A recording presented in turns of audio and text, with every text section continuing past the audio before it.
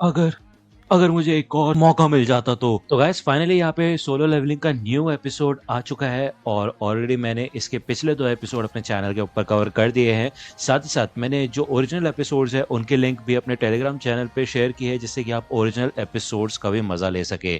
तो उसकी लिंक और साथ ही साथ एक्सप्लेनेशन की लिंक आपको डिस्क्रिप्शन में मिल जाएगी या फिर मैं आई बटन में दे दूंगा। तो चलिए फिर ये एपिसोड शुरू कर लेते हैं। जैसा कि आपको याद होगा कि लास्ट एपिसोड के एंड में इन सारे के सारे स्टैचूज ने जिन्वू को घेर लिया था और उसकी काफी बुरी हालत कर दी थी, उसको पूरी तरह से जख्मी कर दिया था। और एंड में मरने से पहले जिन्वू ने यही कहा था कि काश उसको एक मौका और मिल जाता। तो जिसके बाद उसके आगे कुछ डिस्प्ले टाइप दिखाया गया था हमें, और उस ऑफर को एक्सेप्ट करने के बाद एक विंडो खुली थी जिसमें लिखा था कि कॉन्ग्रेचुलेशन, अब तुम एक प्लेयर बन चुके हो। और इसके बाद यहाँ पे हमें दिखाया जाता है कि जिन्वू को होश आता है और वो एक हॉस्पिटल के बेड में होता है। उसका हाथ और पैर जो कट चुके थे वो बिल्कुल सही सलामत होते हैं। और इससे पहले कि वो कुछ समझ पाए तभी यहाँ पे हंटर एसोसिएशन के सर्वेलेंस टीम के 2 बंदे आते हैं, जिनमें से एक का नाम वू जिनचुल होता है। ठीक है, वो अपने आप को इंट्रोड्यूस करता है और दूसरे का नाम कैंग होता है। और जिन्वू पूछता है कि आप लोगों को मुझसे क्या काम है। तो जिनचुल इधर जिन्वू को बताता है कि तुम 3 दिन से बेहोशी की हालत में थे। यहाँ पे जिन्वू मिस्टर सॉन्ग और जूही के बारे में पूछता है और वो दोनों ही सही सलामत होते हैं। लेकिन मिस्टर सॉन्ग ने अपना एक हाथ खो दिया है, जिस वजह से अब वो एक हंटर नहीं बन सकते और वो रिटायर हो चुके हैं। वही दूसरी ओर अगर हम बात करें ली जूही की, तो वो ट्रॉमाटाइज हो चुके हैं बुरी तरह से और अभी उनकी थेरेपी चल रही है। उनकी कंडीशन को देख के ऐसा लगता है कि अब वो फिर से हंटर नहीं बन पाएंगी। जिनचुल बताता है कि सिर्फ 6 लोग बचे उस डबल डंजन से जिससे तुम्हारा सामना हुआ था। एक हंटर की जॉब सच में काफी ज्यादा खतरनाक होती है, लेकिन फिर भी जब व्हाइट टाइगर गिल्ड वहां पे पहुंचे तो उन्हें उधर कोई भी डंजन नहीं मिला सिवाय तुम्हारे। रिपोर्ट्स के हिसाब से जो भी स्टैचूज की बात की गई थी, जो डेड बॉडीज की बात हुई थी, वैसा हमें वहां पे कुछ भी देखने को नहीं मिला। अगर रिपोर्ट्स में थोड़ी सी भी फेरबदल होती या फिर हमें किसी पे भी शक होता तो हम तुम्हारे ऊपर ही शक करते। इसका मतलब ये है कि तुम सभी लोगों ने एक ही चीज देखी और तुम में से कोई भी झूठ नहीं बोल रहा। लेकिन संग जिन्वू, तुम्हें फिर से अवेकनिंग महसूस हुई, क्यों है ना? तो अब जैसे कि मैंने आप लोगों को पहले भी एपिसोड्स में बता रखा है कि एक इंसान सिर्फ एक ही बार अवेकन हो सकता है और उसी समय उसके ताकत का पता चलता है कि वो कितना ताकतवर होगा। ठीक है, वो उस ताकत को बढ़ा नहीं सकता, लेकिन कुछ केसेस में ऐसा होता है कि एक इंसान फिर से अवेकन हो सकता है और उसके बाद उसकी ताकत इतनी बढ़ सकती है कि वो ए रैंक या फिर एस रैंक का भी हंटर बन सकता है। तो ये सुन के जिन्वू एक्साइटेड हो जाता है और ये लोग एक माना स्टोन लेके आए होते हैं जिन्वू की ताकत को पता लगाने के लिए। लेकिन भाई ये मीटर में दिखाया जाता है कि उसकी सिर्फ ताकत 10 होती है, यानी कि उसकी ताकत बिल्कुल भी बड़ी नहीं होती। और ये लोग यहाँ से निकल जाते हैं। ये लोग यही बात करते हैं कि भाई ई रैंक के जो नॉर्मल बंदे होते हैं ना हंटर्स, उनका 70 से ऊपर स्कोर होता है, इसका तो 10 है यार, ये तो नॉर्मल सिविलियन की तरह ही है। जिनचुल मन में कहता है कि वो डंजन तो गायब हो चुका है इसलिए हम उसको एक्सप्लोर नहीं कर सकते, लेकिन ये बंदा जिंदा कैसे बच गया। भाई दूसरी ओर जिन्वू देखता है कि उसके सामने एक डिस्प्ले होता है, फिर से एक विंडो टाइप खुली होती है, उसमें लिखा होता है कुछ मैसेजेस अनसीन है। ठीक है, उनको उसे पढ़ना है वो, लेकिन इसको टच नहीं कर पाता। उसको याद आता है कि ऐसा डिस्प्ले उसने पहले भी देख रखा है। इससे पहले कि वो कुछ कर पाए तभी उसकी सिस्टर जीना यहाँ पे आ जाती है और वो उसको काफी डांटती है कि वो अपना ध्यान नहीं रखता और वो हमेशा मुसीबत में फंस जाता है और लोगों की इतनी वाट नहीं लगती जितनी उसकी लग जाती है।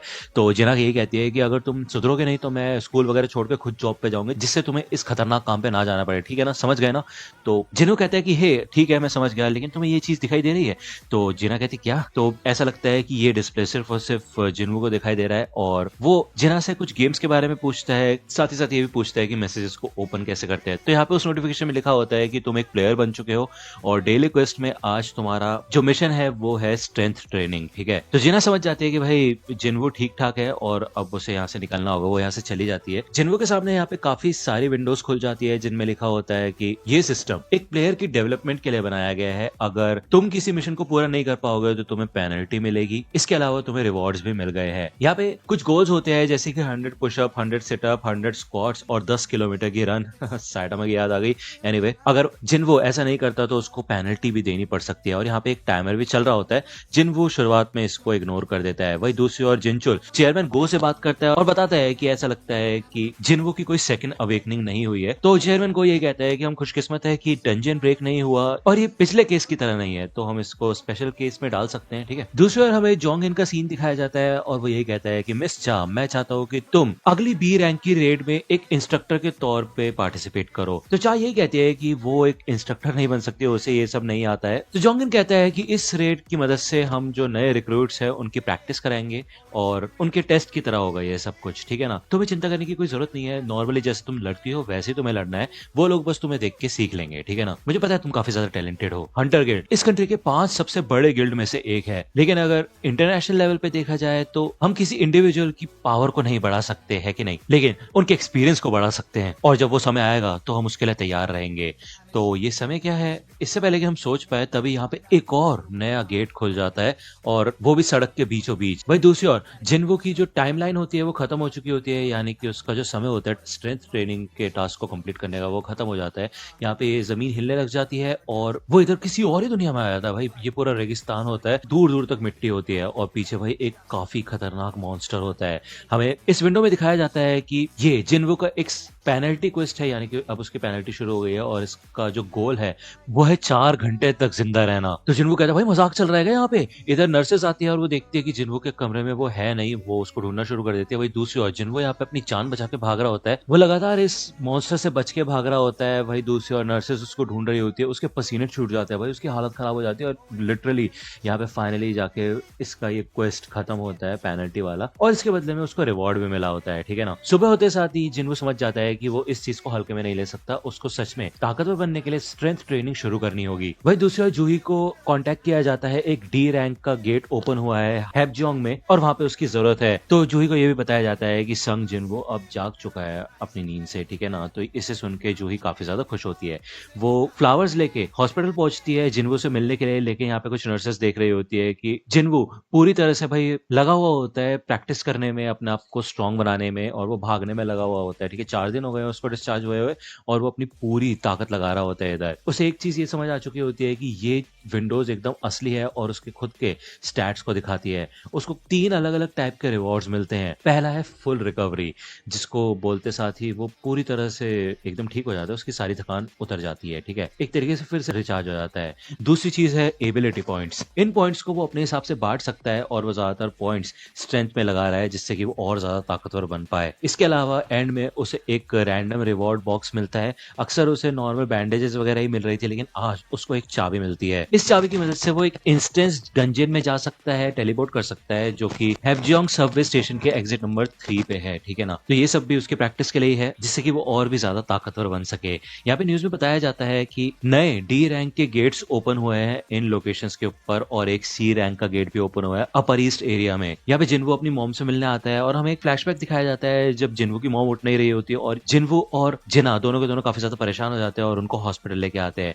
तब इनको बताया जाता है कि ये एक इटर्नल स्लीप डिजीज है, जिनको ये लोग अंतिम आराम भी कह सकते हैं। ये एक ऐसी डिजीज है जो कि उसी समय आई थी जब ये गेट्स आए थे, और तकरीबन 10,000 लोगों में से एक इंसान को ये हो जाती है। ऐसा माना जाता है कि माना की जो एनर्जी है उसकी वजह से ऐसा हुआ है, तो इसी वजह से यहाँ पे जिनको अपनी पूरी ताकत लगाता है वो पूरी तरह से प्रैक्टिस करना शुरू कर देता है। हमें फ्लैशबैक में फिर से दिखाया जाता है कि जिनको डिसाइड करता है कि अपनी मॉम को ठीक करने के लिए वो एक हंटर बनेगा, लेकिन हंटर बनने के बाद भी वो कुछ ज्यादा कर नहीं पाया, और अब अगर देखा जाए तो जिनको दिन पे दिन और भी ज्यादा ताकतवर होता जा रहा है। वो यहाँ पे हैपजियोंग स्टेशन के एग्जिट नंबर 3 के पास आता है उस चाबी का इस्तेमाल करने के लिए, इस गेट को ओपन करने के लिए। उसे पता होता है कि उसके पास चाबी है, तो वो भाई कभी भी आराम से इस गेट से बाहर निकल सकता है, जिसके बाद वो इस गेट को ओपन कर देता है और अंदर घुस जाता है। उसके अंदर जाते ही ये गेट लॉक होने लग जाता है और उसे एहसास होता है कि यहाँ पे एक लड़की निकल के जाती है, और इसका मतलब ये है कि वो एक अलग ही डायमेंशन में आ चुका है। इसका मतलब ये है कि अब जब तक वो इस डंजन को बॉस को नहीं हराता तब तक वो यहाँ से बाहर नहीं निकल सकता, या फिर उसके अलावा वो एक टेलीपोर्टेशन स्टोन का इस्तेमाल कर सकते हैं यहाँ से बाहर निकलने के लिए। तो